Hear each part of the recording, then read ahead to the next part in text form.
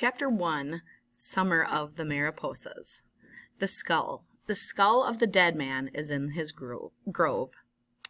Juanita reacted first. Being 14 and only second oldest, she didn't usually take charge. But when she felt the corpse floating beside her, she just started pulling Peta out of the water as if she were a sopping Raggedy Ann doll. "Holy shiitake mushrooms!" The twins, Velia and Delia, shouted in unison. Frozen in place by the sight of the body bobbing up and down and side to side only a few feet away from us, I shrieked the way Mama would have if she had been there with us. "Get out! Get out! Get out!" Grasping only the sleeve of Velia's shirt, I yanked her toward me and with all my might. "Oh, Delia," she complained, "let go of me! Get out of the water now!" "Okay, fine.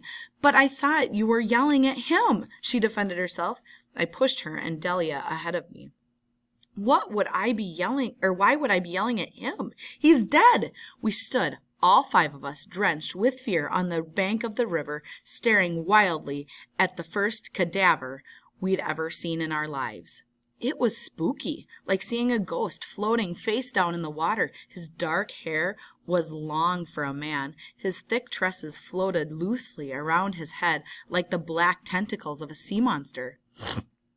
"We should call someone," Peta shivered, pushing her wet hair out of her face and scooting over to stand behind me as if she were afraid the man was going to suddenly get up and come after her. "The authorities," I said, my mind still reeling from the shock. The only thing I could think of was how Mama was going to give me one historical paliza when she found out. And she'd find out if we called the authorities. But I had it coming to me. After all, I got my sisters into this by bringing them here. The waters of the Rio Grande were dangerous, and Mama wouldn't care that our swimming hole seemed safe to me. How many times had we heard of drowning victims turning up on its banks? The twins, Velia and Delia, chimed in. "The cops, for sure." "No, we should call the border patrol. I bet they would know what to do," Peta said, sounding older than her 10 years. "Guys," Juanita whispered, her face suddenly pale. "Do you realize what this means?" "What?" Velia asked, staring at the body floating in the river. I didn't respond. Juanita's brain always worked differently from my own, so I couldn't begin to guess what she was about to suggest. Juanita's face broke into a grin. "We're going to be on TV." She sombered a little when she glanced down at the body again. "Mama is not going to like this. You know how she feels about talking to strangers," Velia reminded Juanita. She was right. Mama was more than paranoid about giving out personal information. In her mind, everyone was a potential predator, and we were under strict orders never to speak to anyone about anything if she wasn't around to protect us. We weren't allowed to use the internet anywhere other than school, where we were semi-protected. No emails, no instant messaging. Not only couldn't we afford a computer at home, but Mama worried that we didn't understand how to distinguish our real-life friends from dirty old men. Besides, we're in no condition to be put in front of a camera. Look at us. We look like bums. I looked at each of my sisters in turn. We were wearing cut-off shorts and ribbed tank tops. Peta tugged at her wet shirt, squeezing out the water and pressing it down around her round belly to smooth it out, while Velia and Delia tried in vain to straighten out each other's clothes, and to say nothing of our hair, which was not only wet, but thick and clumpy, with dirt residue from the river water. Peta had leaf particles clinging to her bangs. I reached over and picked the bigger pieces of debris out of them as I mulled over our predicament. "Well, it's not like we have a choice. This is big." Juanita tucked her shirt into her shorts as if the other was going to make a difference. The twins nodded at each other.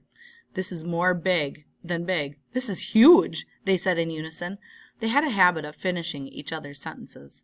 They were even closer to each other than all 5 of us were as a group.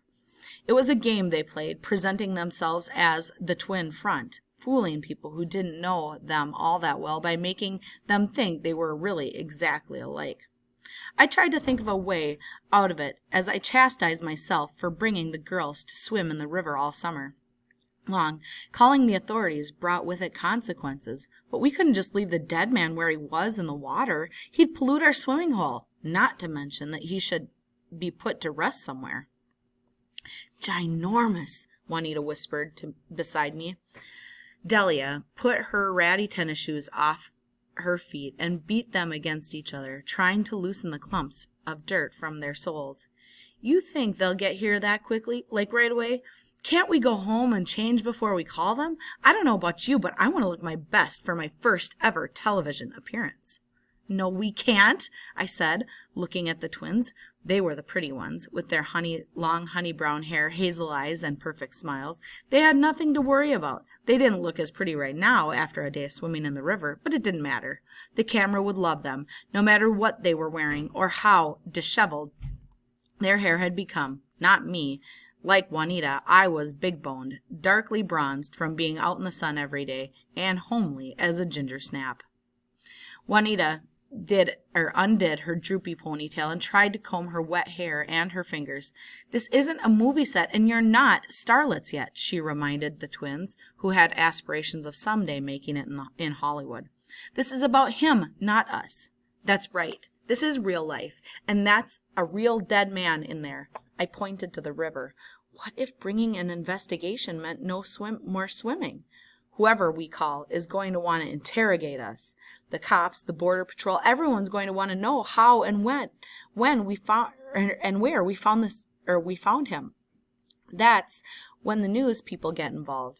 Velia looked at her twin sister for validation, not grasping the full meaning of what I was getting at. But we're filthy. My shorts are ripped. See? We can't be seen on TV looking like this. What will people think? Delia put her hand on her twin's shoulder. They'll think we're poor, and that our father abandoned us, she said sarcastically. The painful truth set off my sisters. Suddenly everyone was talking at once. Peeta's voice cut through us all, saying aloud the one thing that worried us more than Mama finding out about this. Do you think Papa will see us? On television? Peeta asked, biting her inside of her lip. I hope we don't embarrass him.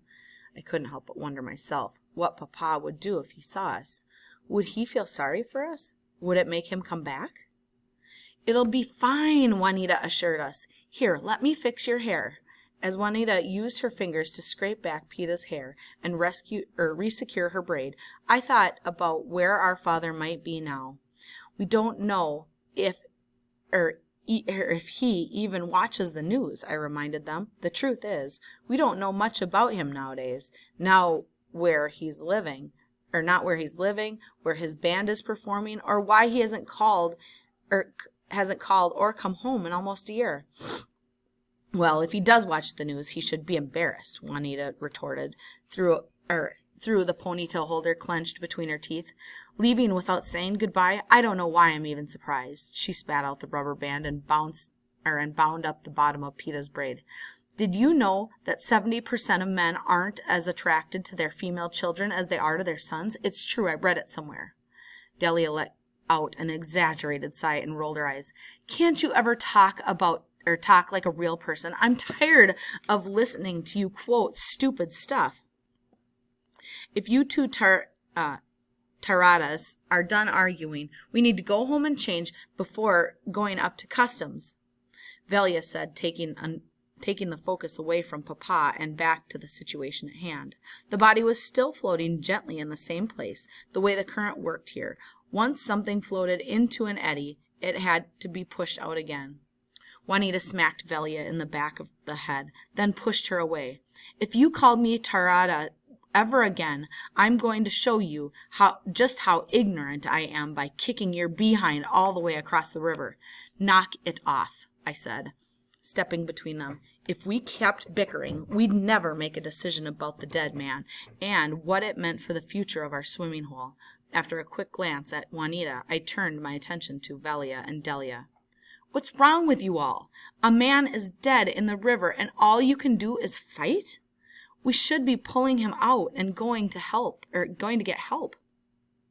Delia didn't look at Juanita. Instead, she turned to look at the drowned man. His blue shirt clung to his back in a crumpled mess. It was still semi-tucked into his belted jeans.